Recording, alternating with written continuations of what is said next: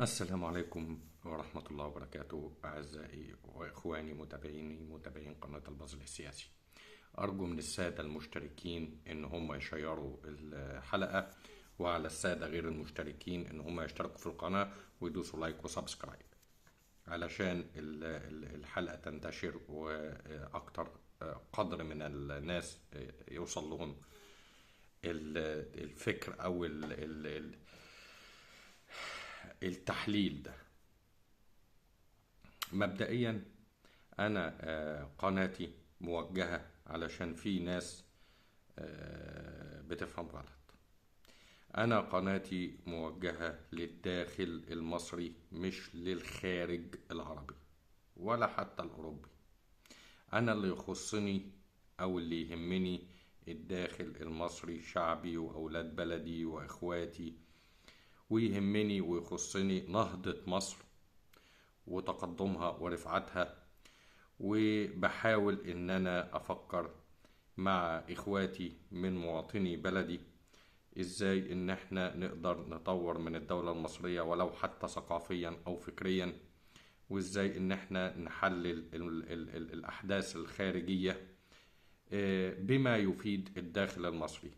فما يجيليش واحد بياكل نوع برسيم مغشوش ويخش ويبتدي يهاجم القناة أو يهاجم الدولة المصرية علشان خاطر ما بتساعدهوش، ويقول أنا دولتي عظمى ولا أنا دولتي مش عظمى.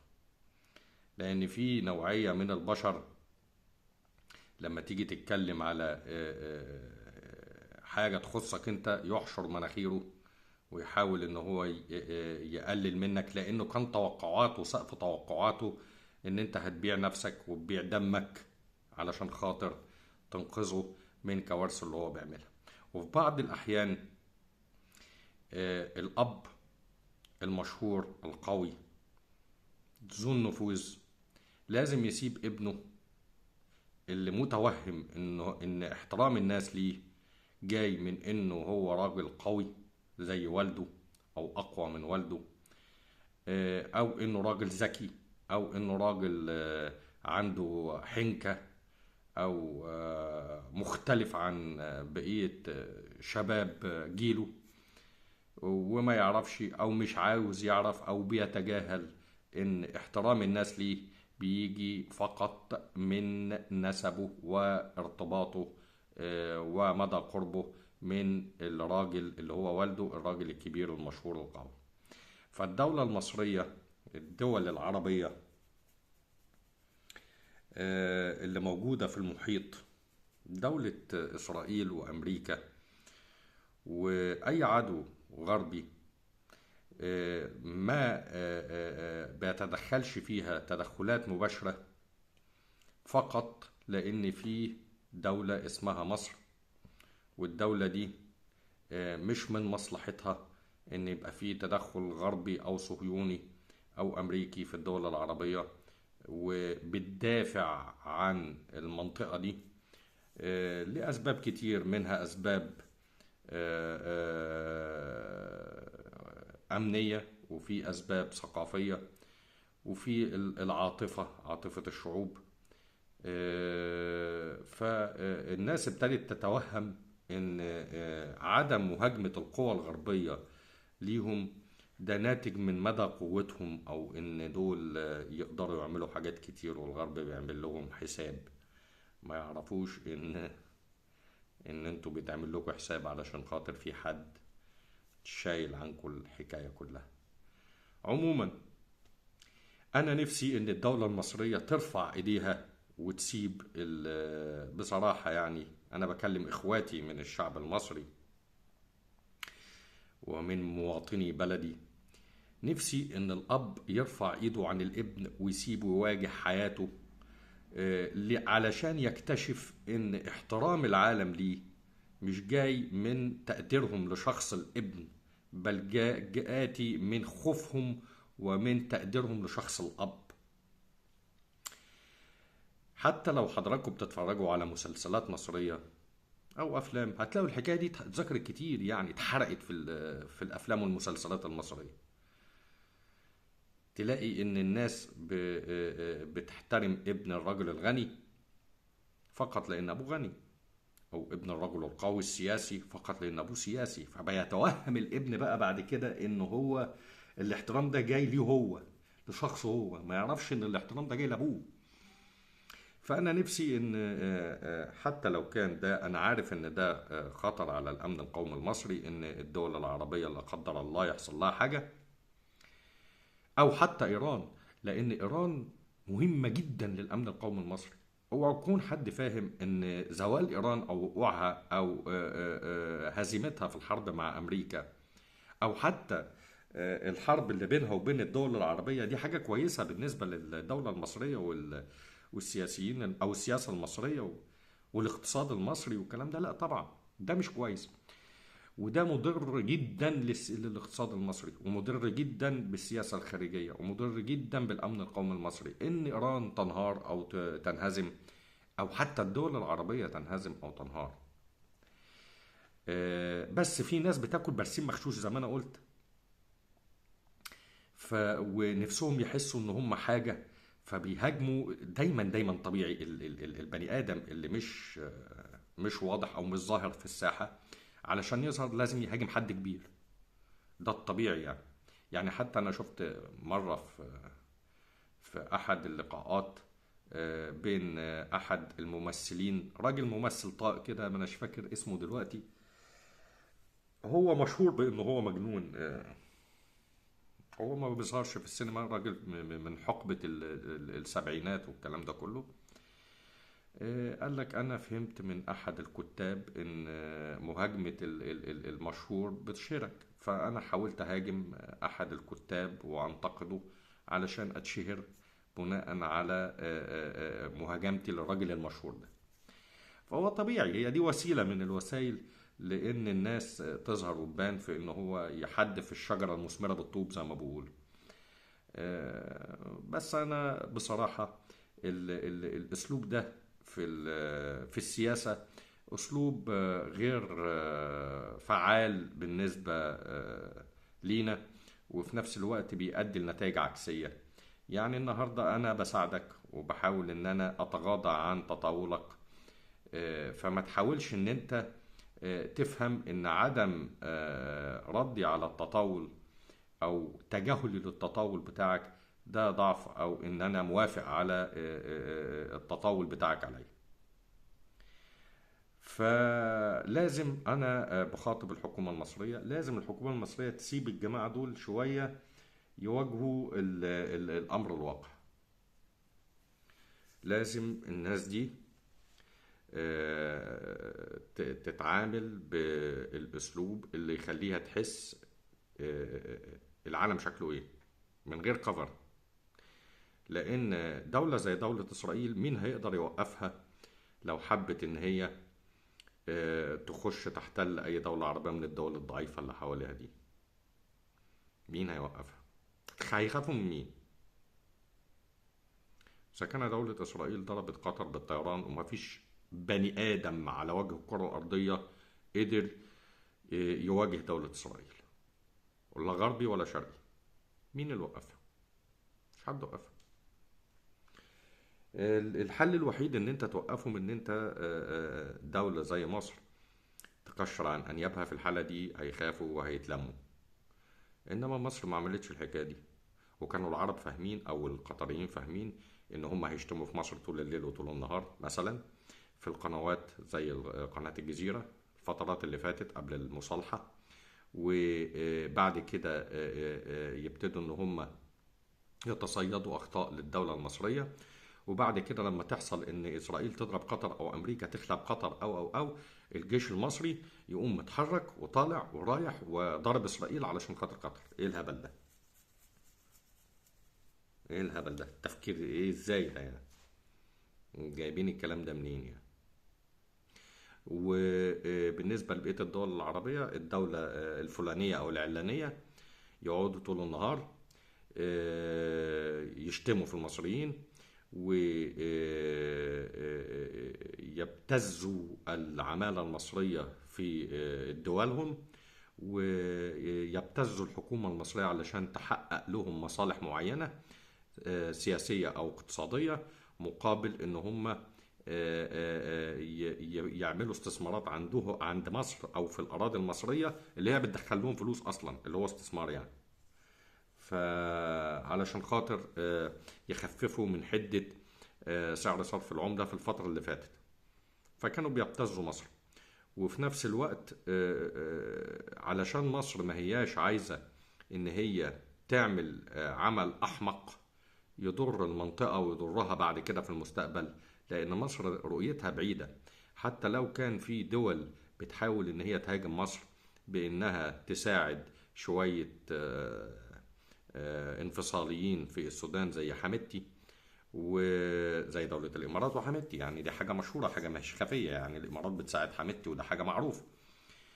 لدرجة إن السودان نفسها انتقدت الكلام ده في الأمم المتحدة، والكلام واضح جدا.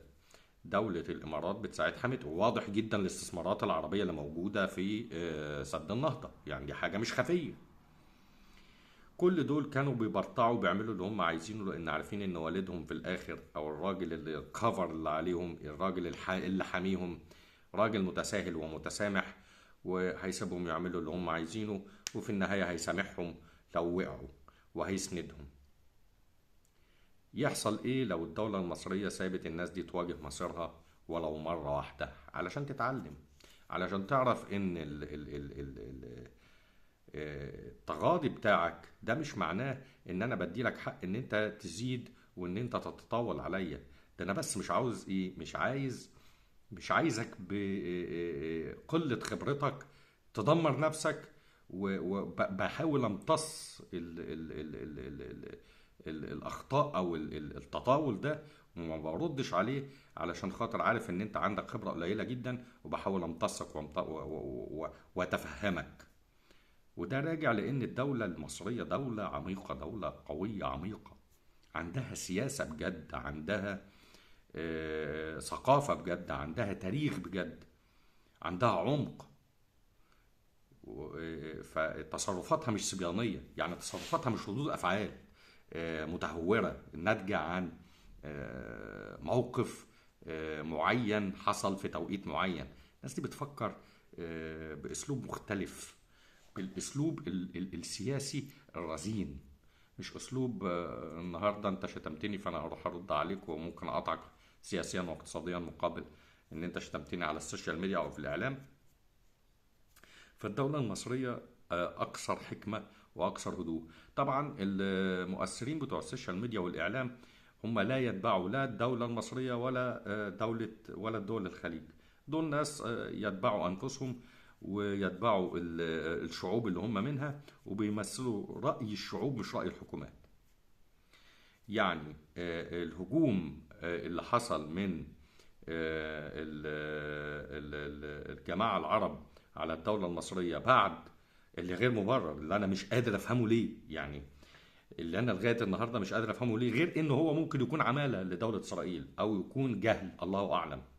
يعني ايه هجوم غير مبرر من بعض المؤثرين على السوشيال ميديا على الدولة المصرية اللي كانت بتطرح فكرة إنشاء قوة عربية مشتركة تحميهم، هو اللي في حالة حرب مش أنا. طيب يقوم يطلع رد غريب وعجيب ومش مفهوم، ملوش علاقة بالحدث، يعني يبتدوا يشتموا في الدوله المصريه، ويبتدوا احنا مش عايزين قوه. طب مش عايز، ايه المشكله يا بابا؟ مش عاوزين قوه، ماشي، ايه المشكله؟ ده انا بقول انا عاوز اعمل قوه علشان ادافع بيها عنك، انت ما انتش عايز تتحرك. تشتم ليه او تهاجم الدوله ليه؟ المقصود ايه؟ يعني انت كنت متخيل ان مصر ما تقولش انا هعمل قوه؟ لا، ده انا بص بقى، انا هجيب ال 120 مليون مصري ومسكهم سلاح ونروح نحارب ايران، يعني ولا نعمل ايه؟ نروح نضرب اليهود والامريكان والايرانيين مع بعض عشان ندافع عن الجماعه العرب؟ ايه التفكير ولا كانوا هما متخيلين ايه؟ ما هو انا لغايه النهارده مش قادر افهم، يعني الناس دي دماغها موديها فين؟ بيفكروا ازاي؟ ما اصل انا حاولت حتى باسلوب الاطفال، اسلوب تفكير الاطفال، افهم الناس دي بتفكر ازاي. مش راكبه معايا يعني، مش قادر افهم. غير منطقي. يعني انا واحد بقول له عاوز اساعدك، فالراجل اللي بقول له عاوز اساعدك، يا اما هيقول لي ارفض مساعدتك، انا اقدر اساعد نفسي، متشكر جدا على الاحساس الطيب والجميل والظريف ده، بس انا ان شاء الله هقدر انا اوقف نفسي على رجلي. يا اما هيقول لك متشكر جدا وده جميل فوق راسي، واتفضل باللي انت تقدر عليه، تقدر تساعدني، وانا موافق على المساعده بتاعتك دي. انما مش هيشتمني. هيشتمني ليه؟ يعني هو ما بيشتمش ايران اللي بيحاربها، ولا امريكا اللي خدت منه تريليونات الدولارات وخلت بيه، ولا اسرائيل. انت بتشتم الدوله المصريه ليه وبتهاجمها ليه؟ سؤال عاوز اجابه ليه. انا بعرض عليك مساعده ما انتش عايزها، اقل واجب تقول لي شكرا. ده اقل حاجه، تقول لي انا متشكر، لا انا هقدر ادافع عن نفسي من غير مساعدات، انا متشكر. انما ده بيشتمك. انت عارف هو بيشتمك ليه؟ هو مفيش حل او تفسير للحكايه الغريبه دي. هو بيشتمك الا حاجه واحده بس، هو بيشتمك لان هو كان متخيل او متصور ان هي الحكايه بتاع الاستحقاقيه اللي دايما عايشه دي، اللي هو لو احنا اتضربنا مصر المفروض هي اللي تدافع، هي المسؤوله عن الحكايه. يا حبيبي، منين؟ احنا دول عظمى، واحنا دول، ما هو ده اللي بيقولوه طول النهار، واحنا دول ذات سيادة، واحنا دول قوية، واحنا نقدر نعمل ونسوي، واحنا ومنين في نفس التوقيت يعمل زي المطلقة، او زي الشغل بتاع ايه، آه، مش عارف اوصفها لكم ازاي، ما اصلها حاجه غريبه يعني. تبص تلاقي ايه، يبقى هو عايز الحمايه المصريه وما يطلبهاش. ازاي؟ يعني هو المفروض ان انت اللي تقدمها ومن غير ما تسالني. فهمتوا اللعبه ماشيه ازاي؟ وبعدين ده مش واجب منك ولا خير منك، ده هو كده. هو كده. طب ليه؟ ليه؟ ايه المنطق في كده؟ هو مش عايز يحس قدامك بانه اقل منك. هو بعد ما ربنا سبحانه وتعالى رزقه بمورد مورد دخل بيحقق له ثراء، اللي هو مورد البترول، وكان في فترة من الفترات من الزمن هو كان ما عندوش أي مورد دخل، صحاري، حتى ما فيهاش بيوت، كانت عبارة عن خيام، والمباني اللي مبنية فيها بالحجارة مثلا أو بالطوب كانت حاجات قليلة جدا ومتطورة بالنسبة له. ولغاية فترة قريبة جدا، لغاية مثلا 100 سنة فاتت أو 80 سنة. فهو عنده إحساس إن أنت، وأنت عندك هنا كانت الموظفين في مصر بيركبوا عربيات من بداية ظهور العربيات. تاني بلد على وجه الكرة الأرضية يكون فيها خط سكة حديد.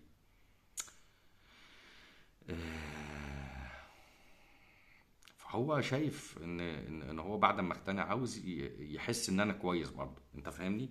هو كان في الوقت ده، وقت لما كانت الموظفين في مصر بتركب عربيات ملاكي، كان السياسيين في البلاد دي لسه بيتعرفوا على العربيات وعلى الطرق وعلى الحضارة الجديدة.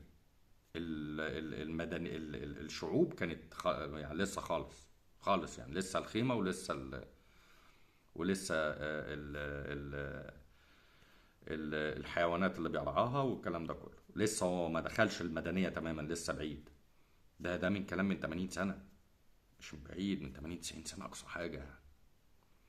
فهو مش عايز يعترف بأن الدولة المصرية دولة قوية، ودولة عندها حضارة، ودولة عندها ثقافة، ودولة عندها فكر، ودولة عندها قوة عسكرية، وإن أنا أقدر أدافع عنك. وحتى لو هو عاوزك تدافع عنه، تدافع، بس ده يبقى إيه؟ أنا كنت أقدر، بس أنت اللي دخلت حليت، أنا ما أنا كنتش عايزك تخش أصلا. يا عم ده أنا كنت هكسر إيران. أنت شفتوا المثل بتاع سيبوني عليه لما موته؟ هو بالأسلوب ده. يعني شفتوا أنتوا، أو مش المثل، القصة أو في بعض في الأفلام والمسلسلات المصرية لما يحبوا يجيبوا يشوفوا واحد ضعيف بس لسانه طويل شوية، يقوم عامل إيه؟ بيبقى كوميدي زياده عن اللزوم. بيقوم عامل ايه؟ انا لو انا مش عارف ايه، وانا ده انا كنت موتته وكسرته. هو ما يقدرش يعمل حاجه. لما يجي الراجل اللي هو بيتخانق معاه ده يقف قدامه يقلب قطه. طيب يمشي يروح بعيد، ده انا لو عملت ده انا هكسره واموته واعمل. طب ما قدامك اهو، ايران قدامك، طبعا ضرب الدول العربية لإيران غلط، وهو عدم ضربهم حكمة على فكرة. عدم رد الدول العربية على إيران حكمة، مش غلط يعني.